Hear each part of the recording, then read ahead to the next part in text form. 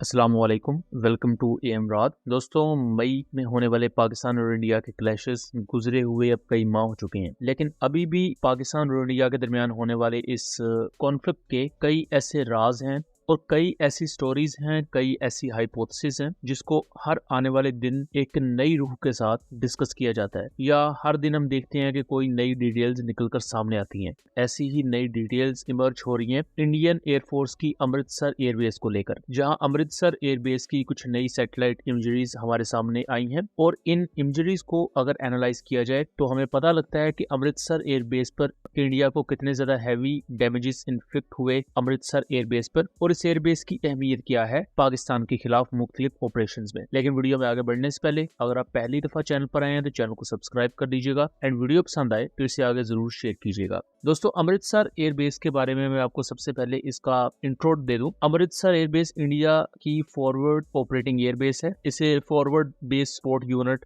1 FBSU भी कहा जाता है। प्लस पाकिस्तान के बॉर्डर से ये सिर्फ 26 किलोमीटर दूर है, यानी कि यहाँ से इंडिया के अगर फाइटर जेट्स ऑपरेट होते हैं, प्लस इंडिया का अगर एयर डिफेंस सिस्टम इस एरिया में डिप्लॉय होता है, तो पाकिस्तान के इवन काफी ज्यादा अंदर तक यहाँ पर मौजूद रेडार्स देखने के काबिल होते हैं। प्लस अगर फाइटर जेट्स स्क्रैम्बल हो रहे हैं तो पाकिस्तानी बॉर्डर के बहुत करीब ही चूंकि वो डिप्लॉय रहेंगे, तो रिएक्शन टाइम भी पाकिस्तान के खिलाफ कम इंडिया को देखने को मिलेगा और मिलिटरली उससे इंडिया को फायदा है। अमृतसर एयरबेस पर भी पाकिस्तान ने 10 मई 2025 को ऑपरेशन बुनियानुल मरसूस के दौरान फतह 1 और फतह 2 के थ्रू सर्जिकल स्ट्राइक्स लॉन्च की थी और पाकिस्तान ने क्लेम किया था कि यहाँ मल्टीपल हाई वैल्यू एसेट्स को पाकिस्तान ने डिस्ट्रॉय किया है। पाकिस्तान ने उसके अलावा भी दूसरी मल्टीपल एयर बेसिस को निशाना बनाया था और इसको लेकर इवन इंडियन मीडिया की रिपोर्ट्स भी मौजूद है और इवन इंडियन आर्मी की कर्नल सोफिया ने भी एडमिट किया कि मल्टीपल इंडियन एयर बेसिस और दूसरे इंडियन कैंट्स वेपन डिपोज को डैमेजेस सफर करना पड़े थे। अब अमृतसर एयर बेस की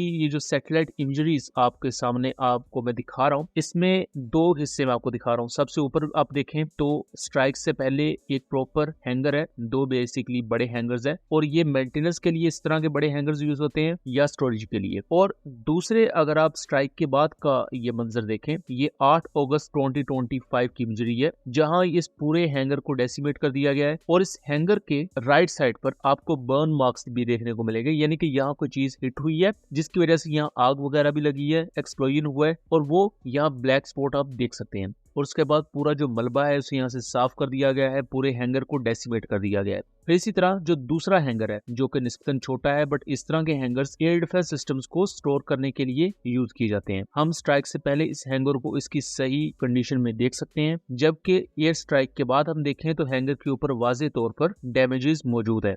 लेकिन अमृतसर एयरबेस पर किस किस्म के इक्विपमेंट डिप्लॉय रहते हैं, उनमें हम एयर डिफेंस सिस्टम्स की अगर बात करें, हेलीकॉप्टर्स की बात करें, जेट्स की बात करें, तो उनके बारे में मैं आपको बताऊं। L-70 एंटी एयरक्राफ्ट गन्स यहाँ यूज होती हैं जो कि इंडिया ने पाकिस्तानी ड्रोन्स को शूट डाउन करने के लिए इस्तेमाल की। Plus Akash surface to air missile systems Amritsar airbase पर डिप्लॉय रहते हैं। अमृतसर एयरबेस पर integrated counter unmanned aerial system का पूरा ग्रिड है, यानी कि एंटी ड्रोन सिस्टम का एक प्रॉपर ग्रिड या इंटीग्रेटेड सिस्टम भी इस एयरबेस पर मौजूद है, जो बाकी एयरबेसिस के साथ भी कनेक्टेड रहता है। यहाँ आपको हाई वैल्यू रेडार स्ट्रक्चर देखने को मिलेगा। प्लस जंग के दौरान यहाँ से में Su-30 MKI और मिराज 2000 फाइटर जेट्स को भी ऑपरेट किया जा चुका है और मई 2025 में भी इंडिया ने लॉजिस्टिकली चीजों को बेहतर रखने के लिए अपने कुछ Su-30s को अमृतसर एयरबेस से भी ऑपरेट किया था, जहां पर यहीं से इन पर वेपन लोड किए गए और पाकिस्तान के खिलाफ यहां से इन्हें टेक ऑफ करवाया गया। अब यहाँ जो दो हैंगर्स हिट हुए हैं, इन हैंगर्स में क्या था इसकी डिटेल्स तो अभी तक सामने नहीं आई, लेकिन अगर पहले वाले हैंगर को देखा जाए तो ये बड़ा हैंगर है जो कि मैं ऑलरेडी बता चुका हूँ कि ये मेंटेनेंस के लिए या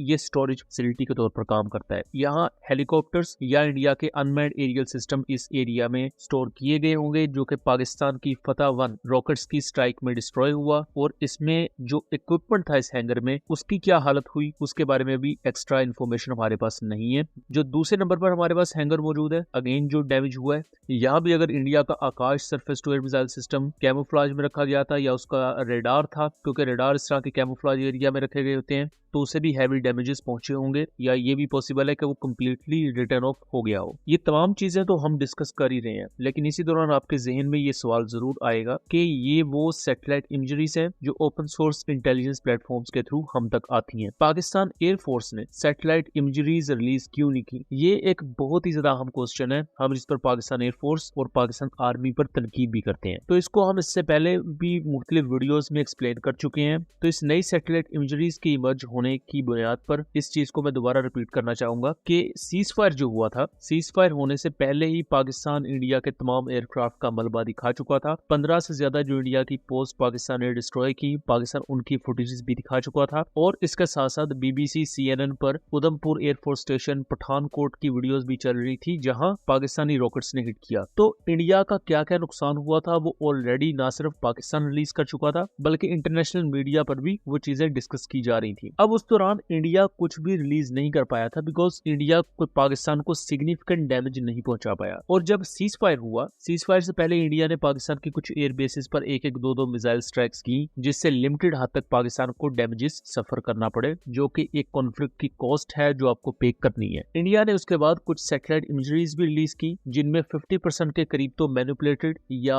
फेक थी, जिसको हमने सबूतों के साथ डिबंक किया हुआ है। उस वीडियो का लिंक डिस्क्रिप्शन में दे दूंगा, उस वीडियो को आप जरूर देख लीजिएगा। पाकिस्तान का जो ऑफिशियल स्टांस था वो ये कि हम जब इंडिया में एयर स्ट्राइक्स करेंगे तो हम खुद से नहीं बताएंगे, इंडिया खुद कंफर्म करेगा और इंटरनेशनल मीडिया कंफर्म कर देगा कि हमने एयर स्ट्राइक्स की हैं। और यही वजह थी कि पाकिस्तान ने अपनी ऑफिशियल जॉइंट प्रेस कॉन्फ्रेंसेस में इंडियन मीडिया और इंटरनेशनल मीडिया के ही क्लिप्स सुनवाए, जहां वो पाकिस्तान की मिसाइल स्ट्राइक्स को लाइव कवर कर रहे थे कि यहाँ मिसाइल गिर रहा है, वहां मिसाइल हिट हुआ है। तो यही वजह है कि पाकिस्तान ने सैटेलाइट इमेजरीज को रिलीज नहीं किया। घबराहट एक तो लोगों की नजर आ रही है, क्योंकि तमाम एयरबेस ध्वस्त होते हुए नजर आ रहे हैं, आग के गोले में बदले हुए नजर आ रहे हैं। सबसे ज्यादा जो चर्चा है वो ये कि जब आप अपने एयरबेस को नहीं बचा सकते तो जनता को क्या बचाएंगे। बड़ी खबर निकल के सामने आ रही है, पठानकोट एयरबेस ते हमला होया है। जी हां दादी के पठानकोट एयरबेस ते हमला होया, दूजे पासे जम्मू एयरबेस ते हमला होया। ये पाकिस्तान की साइड से है, देखिएगा। अब हमें आवाज से ही पता लग जाता है, जो सीटी बजाता हुआ तेजी से आता है और हमारे करीब जोरदार आवाज के साथ फटता है, वो पाकिस्तान की तरफ से फेंका गया, पुंछ पर फेंका गया। देखिए उन्होंने जो किया है, पठानकोट, पठान हमारा आगे जिसको हम कहें एडवांस एयरबेस है, बहुत है। उन्होंने उधमपुर में किया है, ये किया है श्रीनगर के पास में किया है, अवंतीपुर में। सिरसा को आपने बताया एयरबेस है वहां पर, उसको उसने टारगेट किया है, और तो वो ड्रोन्स के साथ साथ अपनी बड़ी मिसाइल भी दाग रहा था। पूरी तरह से धमाकों की जो आवाजें हैं वो राजौरी, पुंछ के साथ साथ जम्मू के अलग अलग इलाकों में यहाँ पर सुनाई दे रही हैं। पाकिस्तान बिल्कुल आखिर में ये इस्तेमाल करेगा, और पाकिस्तान को शुरू में ही इस्तेमाल कर रहा है। वह और भी बहुत सारे मिसाइलों का जखीरा है और इससे भी ज्यादा कारगर मिसाइल है। The attacks that have been coming in from the Pakistani forces, we saw how they lit up the entire border area all the way from the north in Kupwara, in Uri, where the ceasefire violations were taking place. Then we saw the drone strikes which were taking place in the Jammu area, all the way down to Bhuj. There were several attacks coming in from the Pakistan side, several drone strikes which were coming in from the Pakistan side. See, didn't the whole world hear and report? Because that's what we promised. Your armed forces promised and delivered that. Pretty embarrassing for Mr. Modi to be preempted by Trump and to be shown up as somebody who has compromised under pressure from Trump. It is pretty clear that he and his government could not sustain the pressure that came from President Trump. India's long-standing ideal that any crisis with Pakistan, any issue with Pakistan is a bilateral issue and should not be internationalized, should not go into global discussion. That has been negated.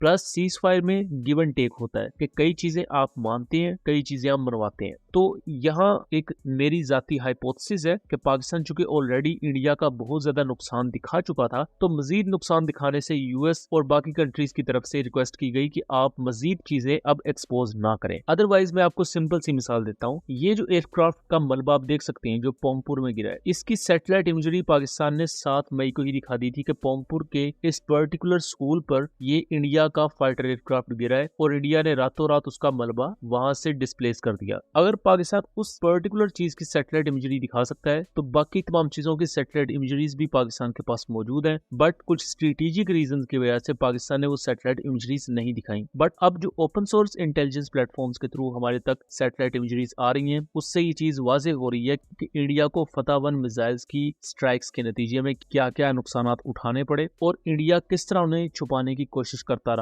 और लेकिन अब तो खैर वो तमाम चीजें expose हो ही गई हैं और इंडिया का वो जो एक सो कॉल्ड नैरेटिव था कि हम अनटचेबल्स हैं और हमारा एयर डिफेंस सिस्टम इनविंसिबल है, उसको कोई पेनिट्रेट नहीं कर सकता, वो चीज भी अब मिट्टी में दफन हो चुकी है। सो दोस्तों, ये था एक एनालिसिस। उम्मीद करता हूँ वीडियो पसंद आई होगी। मिलेंगे इसी तरह की किसी अगली इंफॉर्मेटिव वीडियो में, तब तक के लिए अल्लाह हाफिज।